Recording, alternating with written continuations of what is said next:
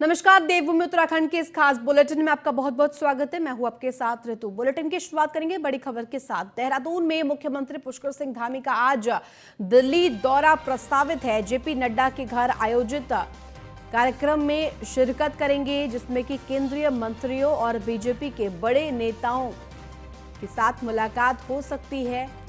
बड़ी खबर आपको बता दें, आज सीएम पुष्कर सिंह धामी का दिल्ली दौरा है, दिल्ली आ रहे हैं और साथ ही साथ जेपी नड्डा के घर में एक कार्यक्रम आयोजित है, जिसमें कि शिरकत करते हुए दिखाई देंगे। केंद्रीय मंत्रियों और बीजेपी के बड़े नेताओं का यहां जमावड़ा हो सकता है और बीजेपी के कई बड़े नेताओं के साथ मुलाकात करते हुए भी सीएम पुष्कर सिंह धामी दिखाई देंगे।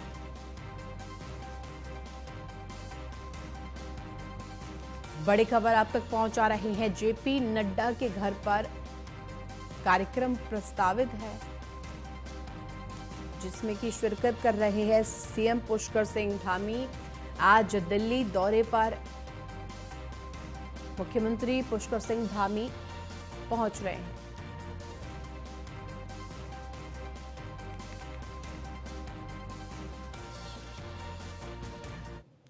वहीं उत्तराखंड के लिए बजट में केंद्र की सौगात मिली है। रेल सुविधा के विकास के लिए 5004 करोड़ रुपए मंजूर किए गए हैं। राज्य के 11 रेलवे स्टेशन का विकास होगा। इसके साथ साथ सीएम पुष्कर सिंह धामी ने आभार जताया है। पीएम मोदी वित्त मंत्री का आभार जताया है। इसके साथ ही साथ आपको बता दें कि पीएम मोदी और वित्त मंत्री का आभार जताकर ये कहा है कि उत्तराखंड को ये बड़ी सौगात बजट के तरफ से मिली है और साथ ही साथ उत्तराखंड का खासा ख्याल बजट में रखा गया, इसका आभारी हूं। राज्य के 11 रेलवे स्टेशन का अब विकास होगा। महत्वपूर्ण खबर, क्योंकि रेल जिस तरह से लगातार कार्य हो रहा है, रेल मंत्रालय के तर्ज पर, और रेल मंत्रालय एक के बाद एक नए आयाम स्थापित कर रहा है। रेल सुविधा के लिए अब विकास के लिए 504 करोड़ की मंजूरी दे दी गई है।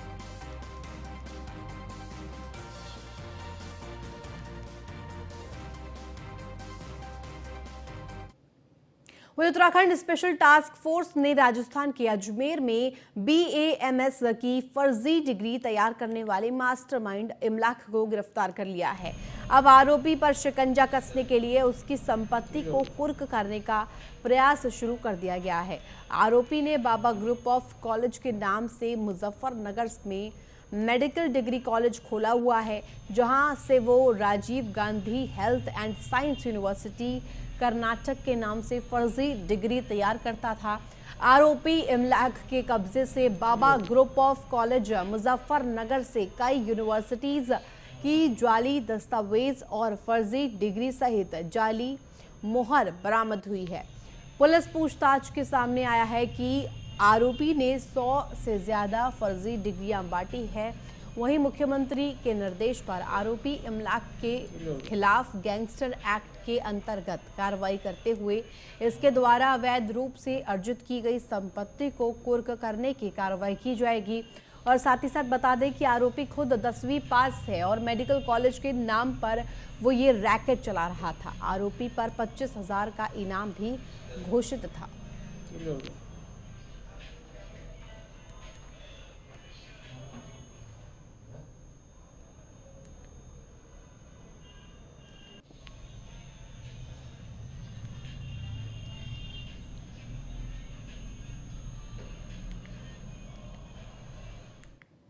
वहीं सीएम पुष्कर सिंह धामी ने शनिवार को हरिद्वार में अपने दोनों बेटे दिवाकर और प्रभाकर धामी का यज्ञोपवीत संस्कार कराया। यज्ञोपवीत संस्कार तीर्थ पुरोहित संजय और शगुन भगत के द्वारा कराया गया। कार्यक्रम को बेहद गोपनीय रखा गया था। कार्यक्रम में सिर्फ सीएम धामी और उनकी पत्नी गीता धामी के साथ उनकी माता शामिल रही। कार्यक्रम में आचार्य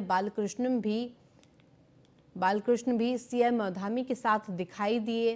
वहीं कार्यक्रम की भनक बीजेपी के किसी भी नेता को नहीं लगी, मीडिया को भी इसकी जानकारी नहीं थी। बता दें कि मुख्यमंत्री पुष्कर सिंह धामी परिवार सहित गोपनीय ढंग से शुक्रवार देर रात हरिद्वार पहुंचे थे।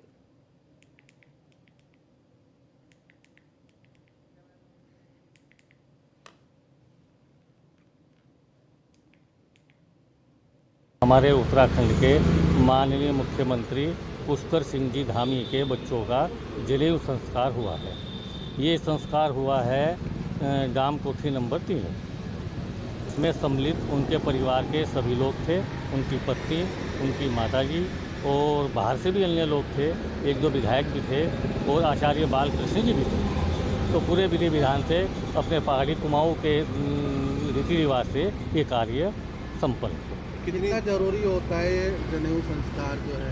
ये सारा ही जरूरी है, संस्कार है ये। जैसे नामकरण 24 संस्कार हुए इंसान के जन्म से लेकर मृत्यु तक, तो ये भी एक इसमें महत्व।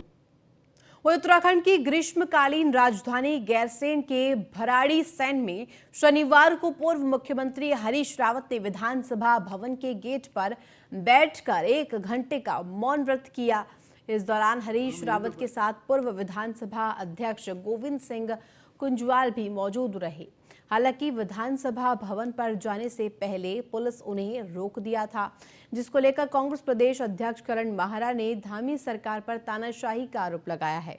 हरीश रावत ने कहा कि धामी सरकार ने 3 महीने पहले जब फैसला लिया था कि ठंड के कारण उत्तराखंड विधानसभा का शीतकालीन सत्र भराड़ीसैंण में के बजाय देहरादून में ही कराया जाएगा, तब उन्होंने इसको लेकर फैसला लिया था कि वो सर्दियों में भराड़ीसैंण विधानसभा के गेट पर बैठकर 1 घंटे के मौन व्रत पर बैठेंगे। इसलिए वो आज ठंड में भराड़ीसैंण विधानसभा के गेट पर 1 घंटे के मौन व्रत कर रहे हैं और सरकार को जगाने का प्रयास कर रहे हैं। इसी के साथ साथ हरीश रावत ने कहा कि उत्तराखंडियत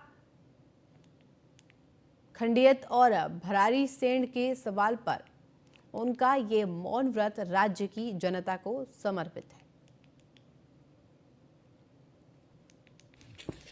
लगभग 3 माह पहले जब राज्य सरकार ने शीतकालीन सत्र, जो वर्ष का अंतिम सत्र था, उसको भराड़ीसैंण में करने से इनकार किया और कहा कि ठंड लग जाएगी, तब ये कहा था कि लोगों को ठंड नहीं लगती और लगती भी है तो ये हमारी अपनी ठंड है।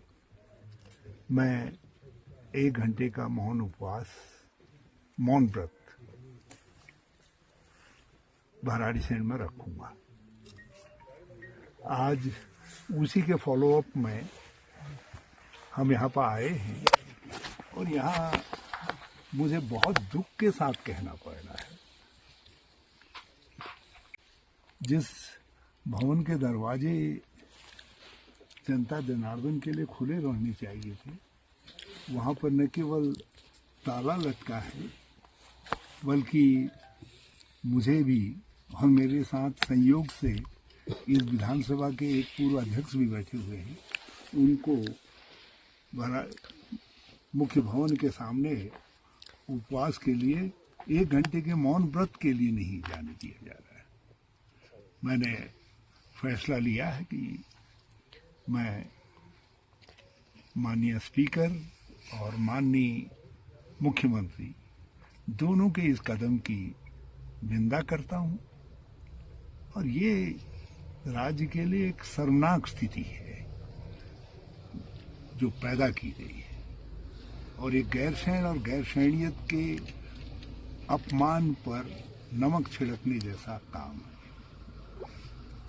मैं विधानसभा लखनऊ देहरादून के सामने उपवास पर बैठूंगा इसके विरोध में और आज मैं अपना 1 घंटे का मौन व्रत विधानसभा के इस गेट पर प्रारंभ कर रहा हूं। कांग्रेस प्रदेश अध्यक्ष करण माहरा ने सरकार पर गंभीर आरोप लगाए हैं। करण माहरा का कहना है कि पूर्व मुख्यमंत्री हरीश रावत समेत कांग्रेस के कई कार्यकर्ता गैरसैंण दौरे पर थे और उनके द्वारा शांतिपूर्ण ढंग से मौन उपवास किया जाना था, लेकिन सभी को बैरिकेडिंग लगाकर रोक दिया गया।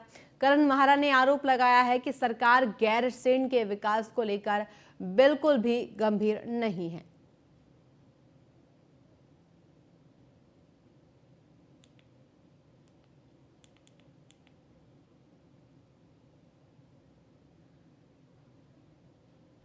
और वहाँ वो गैरसैंण की हो रही लगातार अनदेखी से नाराज होकर वहाँ एक शांतिप्रिय प्रदर्शन कर रहे थे। वहाँ वो मौन व्रत लेने के लिए जा रहे थे, जिनको शासन के निर्देश पर प्रशासन ने बुरी तरीके से लताड़ने का काम किया। उनको बैरिकेडिंग्स लगाई गई। उतने सीनियर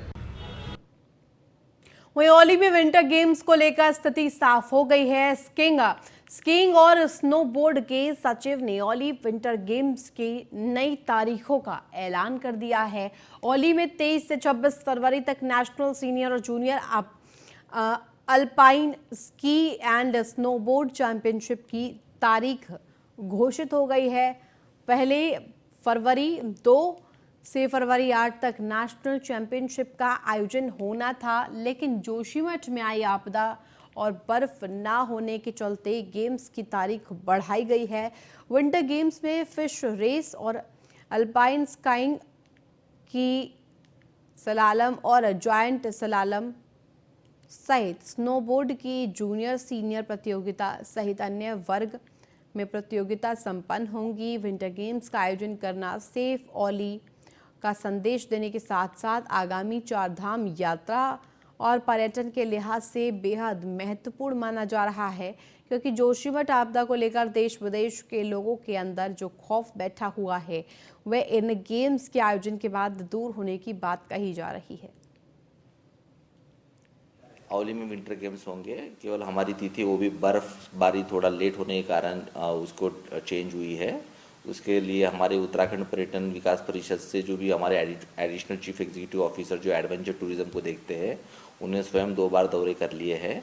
जो कमेटी इसको आयोजित कर रही है उनके भी दौरे हो गए। उनके द्वारा डेट्स में कुछ चेंजेस बतलाए गए हैं, उससे भी हमने एग्री कर लिया है। बहुत जल्दी वो डेट्स का जो डिक्लेरेशन है कमेटी द्वारा किया जाएगा। लेकिन इस बार विंटर कांग्रेस शासनकाल में हुई दरोगा भर्ती के सवाल पर पूर्व मुख्यमंत्री हरीश रावत ने कहा कि उनके समय में हुई दरोगा भर्ती में उनके द्वारा निष्पक्ष तरीके से भर्ती हुई है और उन्होंने सरकार को सीधे तौर पर कहा कि सरकार इसकी गहन जांच करे, जो गहराई तक होनी चाहिए। उन्होंने कहा कि अगर इस भर्ती में इतना बड़ा घोटाला हुआ है तो ये उत्तराखंड की पंतनगर यूनिवर्सिटी के लिए बड़ा प्रश्न चिन्ह है, जिसके लिए सरकार को इसकी जड़ तक जाना चाहिए। हमने उसमें बिल्कुल खुल करके कहा है कि आप जो है जांच करिए, बल्कि उस समय के DG law and order, DG vigilance, ADG vigilance, उन सबको सम्मान करिए और इसकी गहराई से जांच होनी चाहिए।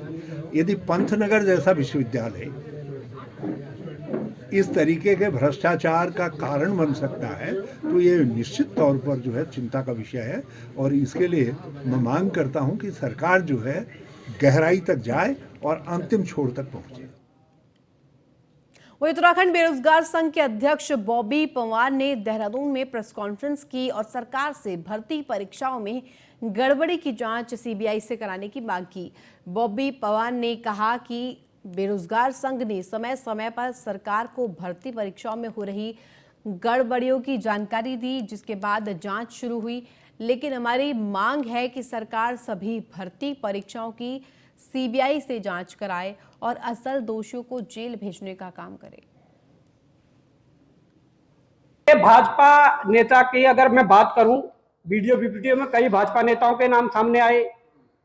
पटवारी भर्ती में भाजपा नेता का नाम सामने आया और अभी जो जेईई है इसमें भाजपा नेता की जो चीजें सामने आई है, अब हम अनुमान लगा सकते हैं। देखिए, हम भी मानव है, आप भी मानव है, मुख्यमंत्री जी आज कुर्सी पर बैठे वो भी मानव है, पर हम इतना जरूर सोच सकते हैं कि आयोग में बैठे हुए अध्यक्ष जब यहाँ पर अपर निजी सचिव थे तो शायद निशंक जी मुख्यमंत्री रहे होंगे, और कल जो भाजपा नेता का नाम जो मंगलौर के मंडल अध्यक्ष सामने आया है वो निशंक के बहुत करीबी है और उनके राइट हैंड है। तो आप ये चैन लगाइए ना, भाजपा नेता तो अभी मंडल जिले वाले, युवा मोर्चे वाले या दूसरे वाले सामने आ रहे हैं, परंतु अगर सीबीआई को ला दिया तो मैं दावे के साथ कह सकता हूं इनके तो प्रदेश कार्यकारिणी के, इनके मंत्री, इनके विधायक अंदर होंगे। वही कांग्रेस मुख्यालय में शनिवार को भारत जोड़ो यात्रा में उत्तराखंड से भाग लेने वाले कांग्रेस के 7 कार्यकर्ताओं को सम्मानित किया गया। बता दें कि 4000 किलोमीटर की यात्रा तय करने के बाद भारत जोड़ो यात्रा का अंतिम चरण कश्मीर में समाप्त हुआ था। वहीं इस मौके पर कांग्रेस के प्रदेश अध्यक्ष करण माहरा ने कहा कि भारत जोड़ो यात्रियों का सम्मान करना मेरे लिए, प्रदेशवासियों के लिए गौरव की अनुभूति है। हमारी पार्टी का सीधा सीधा कहना है कि ये पहली बार हुआ राज्य बनने के बाद जब 26 जनवरी के दिन सरकार ने किसी भी माननीय का प्रोग्राम गैरसैंण में नहीं कराया। वहां झंडारोहण करने के लिए कोई भी मंत्री नहीं गया, ना ही वहां के जो मंत्री हैं, वहां के प्रभारी मंत्री, वो भी नहीं गए। वह केंद्रीय बजट की खूबियों को जन जन तक पहुंचाने के उद्देश्य से बीजेपी केंद्र नेतृत्व के द्वारा सभी प्रदेशों में वरिष्ठ नेताओं की जिम्मेदारी तय की गई है। इसी के तहत उत्तराखंड में रविवार को बीजेपी के वरिष्ठ नेता रविशंकर प्रसाद देहरादून पहुंच रहे हैं, जो कि प्रेस कॉन्फ्रेंस कर बजट की खूबियों को मीडिया के माध्यम से आम जन तक पहुंचाने का कार्य करेंगे।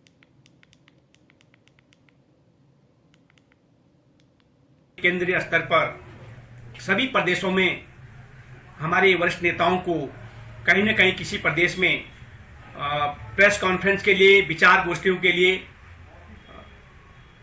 निश्चित किया गया है। इसमें हमारे उत्तराखंड में हमारे पूर्व केंद्रीय मंत्री माननीय रविशंकर प्रसाद जी कल उत्तराखंड में रहने वाले हैं, जिसमें वो पत्रकार वार्ता को भी संबोधित करेंगे और साथ ही एक सीनियर सिटीजन्स का एक और बुद्धिजीवी सम्मेलन को भी वो संबोधित करने वाले हैं। और आगे हमारे प्रदेश स्तर पर भी बजट का लाभ आम जन को मिल सके, बूथ स्तर पर आम व्यक्ति को बजट के बारे में जानकारी रहे कि उनके हितों में क्या क्या काम किए गए हैं, क्या योजनाएं इस बजट में उनके लिए लाभकारी हैं, उसका वो लाभ उठा सकें। इसके लिए भी प्रदेश स्तर पर हमारी एक टीम बनाई गई है जो बूथ स्तर तक और जिला स्तर पे इसके कार्यक्रम आगे के लिए करने जा रहे हैं। वहीं विकास कार्यों में लापरवाही पर कैबिनेट मंत्री प्रेमचंद अग्रवाल ने नेशनल हाईवे के अधिकारियों की जमकर क्लास लगाई। इस दौरान प्रेमचंद अग्रवाल ने अधिकारियों को साफ लहजे में कहा कि किसी भी सूरत में लापरवाही बर्दाश्त नहीं की जाएगी, आगे लापरवाही मिलने पर सख्त कार्रवाई की जाएगी। इस प्रकार से कछुआ गति से ये काम यहाँ पे चल रहा था।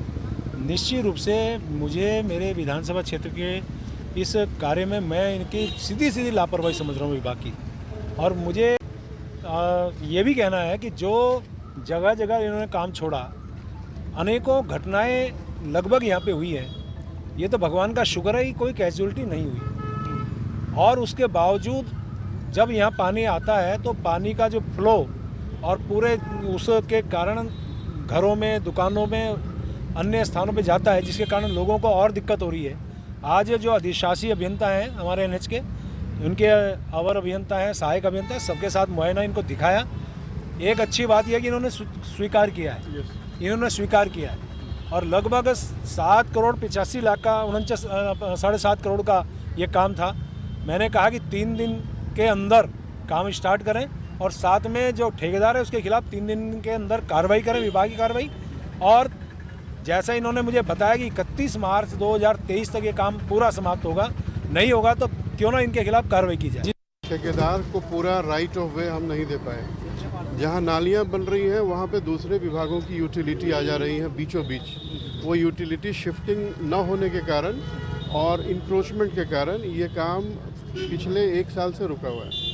तो हमारे पास इस वित्तीय वर्ष में अब मात्र 45 दिन बचे हैं और काम भी 45 दिन से ज़्यादा का नहीं है। तो मेरा लक्ष्य है कि मैं इसे 31 मार्च तक समाप्त करूँगा। इसमें अतिक्रमण हटाने में लोगों को टॉलरेट करना पड़ेगा, जो सही है सही है।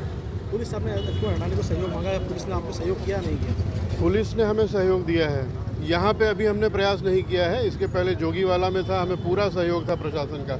वैसे ही यहाँ भी मिलेगा तो यहाँ भी हम सब हटा देंगे। प्रशासन का सहयोग नहीं मिला आपको बोलना है? नहीं, मैं ऐसा नहीं कह रहा हूँ। यहाँ मुझे आए अभी 2 महीने हुए हैं, 3 महीने हुए हैं, तो मैं अभी नोटिस सर्व किया है सभी को, 9 फरवरी तक वो खुद हटा लें, अन्यथा हम हटाएंगे। ठीक है।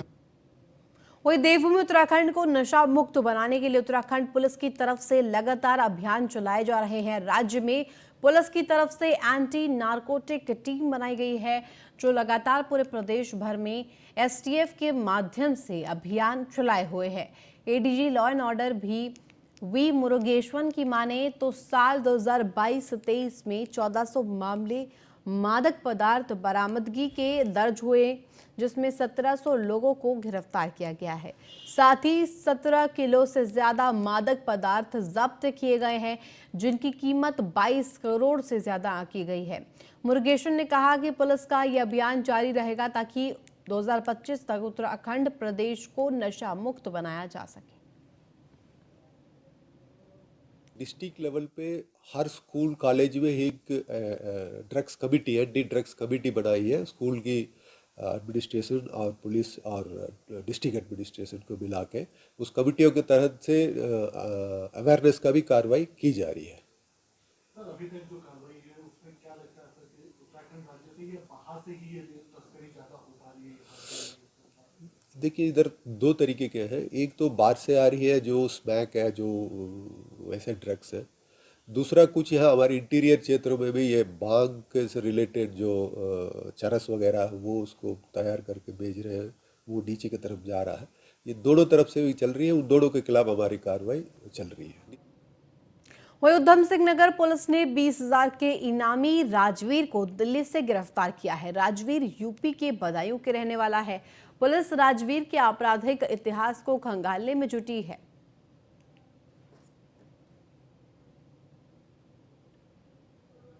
जिस पर 20,000 रुपये का इनामी था। इस अभियुक्त का नाम राजवीर सिंह है। ये बेसिकली सफेदी का काम करता है, परंतु इसके ऊपर गैंग रेप का एक मुकदमा पंजीकृत था और 2 साल से लगातार फरार चल रहा था। तो इसके पीछे हमारी टीम लगी हुई थी और बहुत ही मेहनत से सुरागरसी करते हुए इसको दिल्ली से हम लोगों ने अरेस्ट किया है। और ये अभियुक्त नशे का आदी है और इसने जो है रेप की घटना को अपने कुछ साथी के साथ मिलकर गैंग रेप की घटना को अंजाम दिया था, जो कि बहुत ही जघन्य अपराध है। इसमें इसके एक साथी अभी भी फरार है, जिसको गिरफ्तार करने के लिए हमारी टीमें लगी हुई है। उस पर भी 15,000 रुपये का इनाम घोषित है। और इस सफलता में मेन जो है इसमें इंस्पेक्टर कविंदर और संजय बोरा, बलवंत सिंह और किरण मेहता इसमें मुख्य भूमिका इनकी रही और साथ में सर्वेलेंस के लिए कांस्टेबल भूपेंद्र ने इनका सहयोग दिया। और इस टीम के लगातार शातिर अपराधी है और लगातार ये ठिकाने अपने बदल रहा था और उसके पीछे लगातार टीम हमारी बाहर अदर स्टेट्स में डेरा डाले हुई थी। तो आज इनको एक बड़ी सफलता मिली है, इसके लिए लोग। वहीं पौड़ी में एक कलयुगी मां ने अपनी बेटी को जन्म देने के बाद उसे सड़क पर लावारिस फेंक दिया। जब तक किसी की नजर पड़ी तब तक नवजात की मौत हो चुकी थी। नवजात का जन्म करीब 6 से 7 घंटे पहले होने की आशंका जताई जा रही है। पुलिस ने नवजात के शव को पाबौ क्षेत्र के पौड़ी बुआखाल रामनगर राष्ट्रीय राजमार्ग पर बूंगा मोड़ से कब्जे में लेकर उसे पोस्टमार्टम के लिए जिला अस्पताल पौड़ी भेज दिया। प्रभारी थे वो गए और उन्होंने जो है उसमें डीएनए सैंपलिंग भी की गई है और उन्हें निर्देशित कर दिया गया है कि इसमें उचित धाराओं में मुकदमा पंजीकृत कर आगे की कार्रवाई करें। हमारे जो प्रत्येक थाने में महिला हेल्प डेस्क प्रभारी हैं और जो हमारी महिला कांस्टेबल्स तैनात हैं, उनके द्वारा भी लगातार जा के जो हमारे आंगनवाड़ी कार्यकर्ता हैं और अन्य के साथ गांव में जाकर जागरूकता फैलाई जा रही है। इसको थोड़ा और वृहद स्तर पर और लागू करने का हम प्रयास करेंगे। चौकी प्रभारी थे वो गए। और तो फिलहाल देवभूमि उत्तराखंड के इस खास बुलेटिन में बस इतना ही। आप देखते रहिए न्यूज़ 1 इंडिया।